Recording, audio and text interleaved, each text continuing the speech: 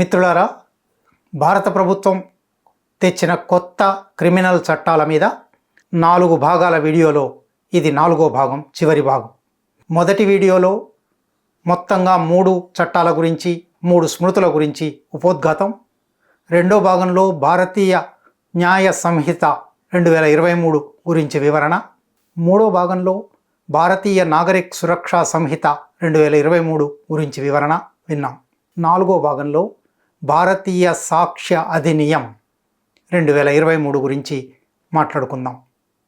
Indian evidence act 1872 అనే ఒక స్మృతి 1872 నుంచి కొనసాగుతూ ఉంది. దాంట్లో అనేక సవరణలు జరిగాయి. ఇవాళ ప్రధానంగా నేర న్యాయ విచారణ క్రమంలో ఎటువంటి సాక్ష్యాలు చెల్లుతాయి, ఎటువంటి సాక్ష్యాలు చెల్లవు, దేన్ని ఆధారం అంటారు, దేన్ని ఆధారం అనరు, ఈ సాక్ష్యాధారాల వాస్తవికతను ఎట్లా రుజువు చేయాలి, ఇటువంటి అనేక అంశాలు ఇండియన్ ఎవిడెన్స్ యాక్ట్లో ఉండేవి. ఇవాళ భారతీయ సాక్ష్య అధినియంలోకి అవే వచ్చాయి. నిజానికి మనం ముందు నుంచి 3 వీడియోల్లో కూడా చెప్పుకున్నాం. వలస చట్టాలను తొలగించడం కోసం, వలస చిహ్నాలను తొలగించడం కోసం కొత్త నేర చట్టాలు తెస్తున్నాము అని భారత ప్రభుత్వం ప్రకటించింది. కానీ ఈ 3 చట్టాలలోనూ ఏ ఒక్కదానిలో కూడా వలస చిహ్నాలను తొలగించే పని జరగలేదు. పాత చట్టాలలో 1860, 1872 లేదా కొత్తగా రాసిన 1973 చట్టాలలో ఏమున్నాయో దాన్నే యథాతథంగా తీసుకొచ్చారు. ఇది భారతీయ సాక్ష్య అధినియంకు ఇంకా ఎక్కువగా వర్తిస్తుంది. ఎందువల్లనంటే పాత ఇండియన్ ఎవిడెన్స్ యాక్ట్ 1872లో 167 సెక్షన్లు ఉండేవి. ఇప్పుడు భారతీయ సాక్ష్య అధినియంలో 170 క్లాజులు అంటున్నారు, వీటిని క్లాజులు ఉన్నాయి. కొత్తగా 2 క్లాజులను కలిపారు, 6 క్లాజులను తొలగించారు. పాత దానిలో నుంచి 6 క్లాజులను, 6 సెక్షన్లను తొలగించారు. 24 సెక్షన్లలో మాత్రమే చిన్న చిన్న మార్పులు చేశారు. అంటే ఉన్న 170లో 146 యథాతథంగా ఉన్నాయి అని అర్థం. వలస చిహ్నాలను ఎక్కడ తొలగించినట్టు? సరే, అది ఒక అంశం. నిజానికి సాక్ష్యాధారాల చట్టం అనేది ఏదైనా, ఇండియన్ ఎవిడెన్స్ యాక్ట్ అనుకోండి, లేదా ఇప్పటి నుంచి ఇవాళ కొనసాగుతున్న భారతీయ సాక్ష్య అధినియం అనుకోండి, ఇది మొత్తంగా నేర విచారణ వ్యవస్థకే అత్యంత కీలకమైనది, పునాది వంటిది. ఇండియన్ పీనల్ కోడ్ కానీ, క్రిమినల్ ప్రొసీజర్ కోడ్ కానీ, లేదా భారతీయ న్యాయ సంహిత కానీ, భారతీయ నాగరిక సురక్షా సంహిత కానీ నేరం అంటే ఏమిటి, నేరానికి ఎట్లా శిక్ష విధించాలి, ఏ శిక్ష విధించాలి అని మాత్రమే చెప్తాయి. అసలు నేరాన్ని రుజువు చేసే సాక్ష్యం ఏమిటి? ఎందుకంటే నేరం అనేది ఎవరో ఒకళ్ళు అనుకున్నంత మాత్రాన సరిపోదు. అది నేరమే, అది జరిగింది, ఫలాని వ్యక్తే చేశాడు, ఫలాని సమయంలో చేశాడు అని రుజువు చేయవలసి ఉంటుంది. న్యాయ వ్యవస్థ రుజువుల మీదనే ఆధారపడుతుంది. రుజువు ఉన్నప్పుడు మాత్రమే అది నేరమా కాదా తెలుస్తుంది, ఫలాని వారే చేశారా లేదా తెలుస్తుంది, ఫలాని సమయంలో చేశారా లేదా తెలుస్తుంది. కాబట్టి సాక్ష్యాధారాల వ్యవస్థ అనేది, సాక్ష్యాధారాల చట్టం అనేది అత్యంత కీలకమైనది. దాని మీదనే మొత్తంగా న్యాయ వ్యవస్థ ఆధారపడి ఉంటుంది. కనుకనే ఇండియన్ ఎవిడెన్స్ యాక్ట్ ఒక 140 సంవత్సరాలుగా కొనసాగుతూ, 150 సంవత్సరాలుగా కొనసాగుతూ వస్తున్నది. దానిలో మార్పులు చేర్పులు కాలక్రమంలో ఆచరణలో తెలిసిన కొద్దీ వచ్చి చేరాయి, ఎక్స్ప్లెనేషన్లు, వివరణలు వచ్చి చేరాయి.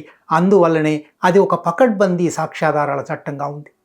అది పకడ్బందీ సాక్ష్యాధారాల చట్టంగా ఉంది కనుకనే అది వలస చిహ్నం అయినా కాకపోయినా 170లో 146 యథాతథంగా అక్షరం పొల్లుపోకుండా వచ్చాయి.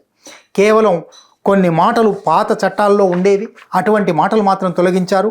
ఉదాహరణకు parliament of the United Kingdom, provincial act, notification by the crown representative, jury, Lahore, United Kingdom of great Britain and Ireland, లేదా వకీల్, ప్లీడర్, బ్యారిస్టర్, ఇటువంటి పాత పదాలు, మారిపోయిన పదాలు అటువంటివి ఉన్నాయి. వాటిని మాత్రమే మార్పులు చేశారు. కానీ మొత్తంగా చూసినప్పుడు ఈ కొత్త భారతీయ సాక్ష్య అధినియం ఎలక్ట్రానిక్ ఎవిడెన్స్ విషయంలో చాలా కీలకమైన మార్పులు చేసింది.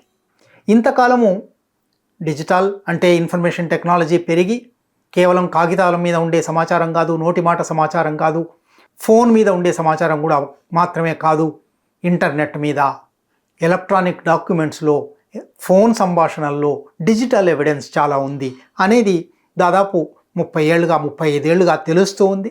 అందువల్లనే దానికోసమే ప్రత్యేకంగా ఇన్ఫర్మేషన్ టెక్నాలజీ యాక్ట్ అనేది కూడా వచ్చింది. ఇంతవరకు ఎలక్ట్రానిక్ సాక్ష్యాధారాలను, డిజిటల్ సాక్ష్యాధారాలను ఇండియన్ ఎవిడెన్స్ యాక్ట్లో చేసిన సవరణలు లేదా ఇన్ఫర్మేషన్ టెక్నాలజీ యాక్ట్ ఆధారంగా చూసేవాళ్ళు. ఇప్పుడు పూర్తిగా దాన్ని క్రిమినల్ మేజర్ యాక్ట్స్లో అంటే భారతీయ సాక్ష్య అధినియమంలో భాగం చేశారు. దానికి ఫార్మల్ లీగల్ శాంక్టిటీ, చట్టబద్ధమైన న్యాయపరమైన అనుమతి దొరికింది. డిజిటల్ ఎవిడెన్స్ను ఆమోదించడానికి ఇంతకాలము ఉన్న ఆంక్షలు, సంకోచాలు, ఇబ్బందులు, పరిమితులు అన్నీ తొలగిపోయి ఇప్పుడు భారతీయ నేర విచారణా వ్యవస్థలోకి డిజిటల్ అండ్ ఎలక్ట్రానిక్ ఎవిడెన్స్ అనేది ఒక భాగంగా మారిపోయింది. చట్టాలలో పదానికి నిర్వచనం చాలా కీలకమైనది. ఈ పదాన్ని ఎట్లా నిర్వచిస్తున్నాము, ఈ నిర్వచనంలోకి రాగలవన్నీ కలిసి ఉన్నాయా లేదా అనేది చాలా కీలకమైనది. అందువల్లనే ఈ భారతీయ సాక్ష్య అధినియంలో కూడా BSA అందాం, BSAలో కూడా సెక్షన్ 21D డాక్యుమెంట్ అంటే ఒక డెఫినేషన్ ఇచ్చింది. ఆ డాక్యుమెంట్లో electronic or digital records including online communications on various personal devices అని అంది. ఇది చాలా విశాలమైన నిర్వచనం. ఈ నిర్వచనంలోకి మన ఫోన్ కానీ, ల్యాప్టాప్ కానీ, కిండిల్ కానీ, ట్యాబ్ కానీ ఇటువంటి అనేక రకాల పరికరాలు ఇవాళ వాడుతూ ఉన్నాం. ఈ పరికరాలలో ఎక్కడ ఏది నిక్షిప్తమై ఉన్నా, రాసి ఉన్నా, రికార్డ్ అయి ఉన్నా అది సాక్ష్యంగా ఉపయోగపడుతుంది. అంటే ఒక రకంగా నిఘా వ్యవస్థ, పెద్దన్న వ్యవస్థ ఈ భారతీయ సాక్ష్య అధినియం ద్వారా రాబోతూ ఉన్నది. 21Dలో డాక్యుమెంట్ అంటే ఏమిటి అనే నిర్వచనం ఇచ్చారు. ఆ నిర్వచనంలో అన్ని ప్లాట్ఫామ్స్ మీద ఉండే అన్ని పరికరాలను తీసుకొచ్చారు. అట్లాగే క్లాజ్ 21Eలో ఎవిడెన్స్ అంటే ఏమిటో నిర్వచనం ఇచ్చారు. ఈ ఎవిడెన్స్ అనే నిర్వచనంలో కూడా చాలా విశాలంగా ఎనీ ఇన్ఫర్మేషన్ గివెన్ ఎలక్ట్రానికల్లీ అని అన్నారు. అట్లాగే క్లాజ్ 39లో కూడా ఎలక్ట్రానిక్ సాక్ష్యాధారాల మీద ఎవరు తమ అభిప్రాయం ప్రకటించవచ్చు అన్న దగ్గర experts include persons especially skilled in any other field అన్నారు. కేవలం ఐటీ ఫీల్డ్లో అని మాత్రమే కాదు, ఎలక్ట్రానిక్ ఫీల్డ్లో అని మాత్రమే కాదు, దాన్ని వివరించి విస్తరించారు.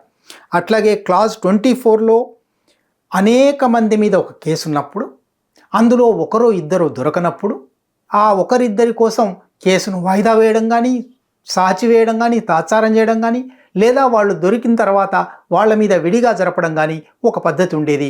ఇవాళ భారతీయ సాక్ష్య అధినియం ద్వారా ట్రయల్ ఇన్ అబ్సెన్షియా, ఒకరు దొరకకపోయినా వారు లేకుండా కూడా విచారణ జరపవచ్చు. చట్టంలో ఒక ఆరోపణ వచ్చినప్పుడు తమను తాము సమర్థించుకునే వాదనలు, తాము ఈ నేరంలో భాగం లేదని చూపుకునే వాదనలు చేయొచ్చు అనే ఒక అంశం ఉండేది. దాన్ని ఈ BSA రద్దు చేస్తూ ఉన్నది. ట్రయల్ ఇన్ అబ్సెన్షియా క్లాజ్ 24 చెప్తూ ఉంది. అట్లాగే క్లాజ్ 57లో ప్రైమరీ ఎవిడెన్స్ అంటే ఏమిటి అన్నారు. అక్కడ కూడా డిజిటల్ విషయాలు తీసుకొచ్చారు. క్లాజ్ 58లో సెకండరీ ఎవిడెన్స్ అంటే ఏమేమి వస్తాయి చెప్పారు. దాంట్లో కూడా డిజిటల్ ఎవిడెన్స్ను తీసుకొచ్చారు. క్లాజ్ 61లో ఎలక్ట్రానిక్ డిజిటల్ రికార్డులను ఇతర డాక్యుమెంట్లతో సమానమైన సాధికారత ఉంటుందా లేదా అని కూడా చర్చించారు. సాధికారత ఉంటుంది అని చెప్పారు. సేమ్ లీగల్ ఎఫెక్ట్ అని అన్నారు. క్లాజ్ 62, 63లలో ఎలక్ట్రానిక్ రికార్డులను ఎవిడెన్స్గా తీసుకోవడానికి ఒక సమగ్ర అవగాహన ఏమిటి అని చెప్పారు. ఇవి ప్రధానమైన మార్పులు. అంటే ఒక 6-7 సెక్షన్లలో డిజిటల్ రికార్డ్స్ గురించి, డిజిటల్ ఎవిడెన్స్ గురించి చెప్పిన విషయాల ద్వారా BSA డిజిటల్ ఎలక్ట్రానిక్ సాక్ష్యాధారాలన్నింటినీ తనలో భాగం చేసుకుంది. ఇది ఒక అంశం. రెండో అంశం, దీనిలో భాగమైనది BNSSలో కూడా కలిసినది మరొకటి ఉంది. ఎప్పుడైనా సాక్ష్యాధారాలు అన్నప్పుడు ఎవరి ఇంటి మీద రైడ్ చేశాము, సోదా చేశాము, ఫలాని వస్తువులు జప్తు చేశాము అని ఉంటుంది. ఈ జప్తు చేయడం అనేది ఏ పద్ధతిలో జరగాలి అని కూడా పాత క్రిమినల్ ప్రొసీజర్ కోడ్ విధి నిషేధాలు ప్రకటించింది. ఈ విధి నిషేధాలలో తప్పనిసరిగా న్యాయ వ్యవస్థ ఇచ్చిన వారెంట్ ఆధారంగా మాత్రమే ఎవరినైనా అరెస్ట్ చేయాలి, ఇంటిని సెర్చ్ చేయాలి, సెర్చ్ వారెంట్ ఉండాలి అని చెప్పింది. బిఎస్ఏను బిఎన్ఎస్ఎస్ను కలిపి చూసినప్పుడు బిఎన్ఎస్ఎస్లో క్లాజ్ 185 అనేది ఉంది. అది ఒక పోలీస్ అధికారికి ఒక స్థలంలో సాక్ష్యాధారాలుగా దొరికే డాక్యుమెంట్లు కానీ, ఎలక్ట్రానిక్ మెటీరియల్ కానీ, డిజిటల్ మెటీరియల్ కానీ ఉన్నది అని తెలిసినప్పుడు, అనుమానం వచ్చినప్పుడు వారెంట్ లేకుండా సెర్చ్ చేయవచ్చును అని కూడా చెప్పింది. అంటే సాక్ష్యాధారాలను సంపాదించే ప్రక్రియకు కూడా ఒక న్యాయబద్ధమైన, చట్టబద్ధమైన అధికారం లేకుండా ఇవాళ బిఎస్ఏ చేసింది, బిఎన్ఎస్ఎస్ చేసింది. అసలు ఈ 3 చట్టాలు భారత న్యాయ వ్యవస్థకు ఏం చేయబోతున్నాయి? నిజంగానే వాళ్ళు చెప్పినట్టుగా వలస చిహ్నాలను తొలగించడం, న్యాయం మీద దృష్టి పెట్టడం, రాజ్యాంగబద్ధంగా ఉండడం, ఈ 3 అంశాలు ప్రవేశపెట్టేటప్పుడు హోంమంత్రి ప్రకటించారు. కానీ ఈ 3 అంశాలు వీటితో నెరవేరడం లేదు. నెరవేరకపోవడం మాత్రమే కాదు, భారత న్యాయ తాత్వికత ఒకటి ఉన్నది. ఇండియన్ జ్యూరిస్ప్రుడెన్స్ అంటారు.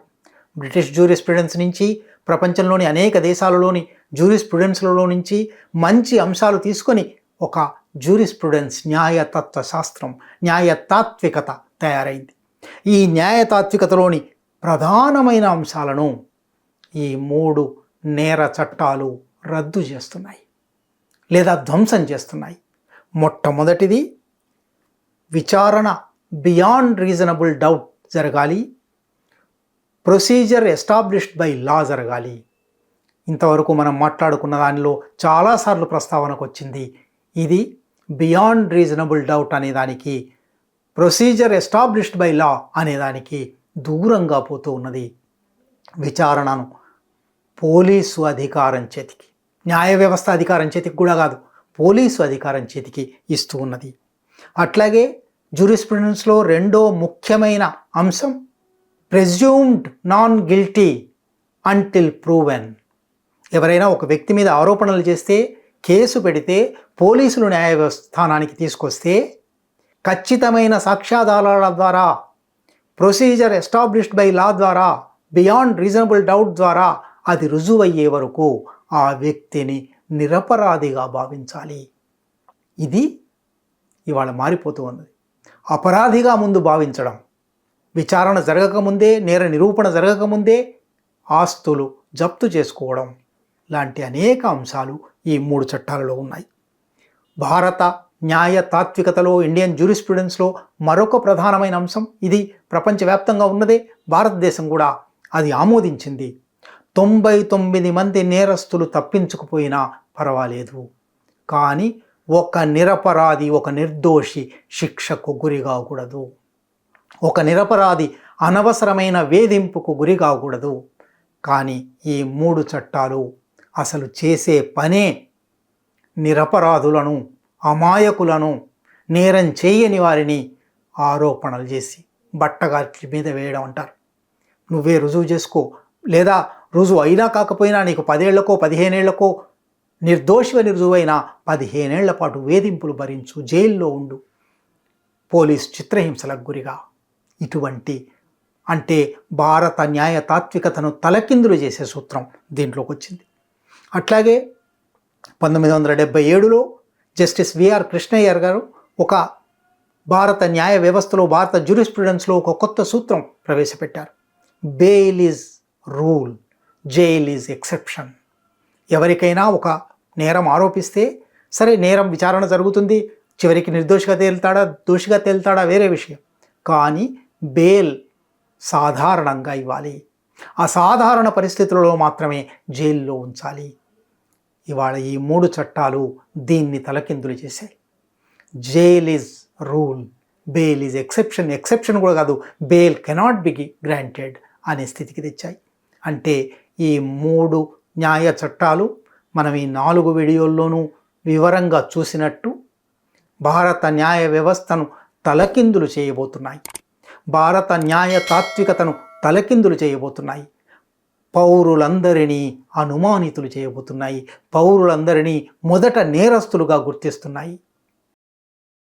ఈ 3 కొత్త చట్టాల సారాంశం.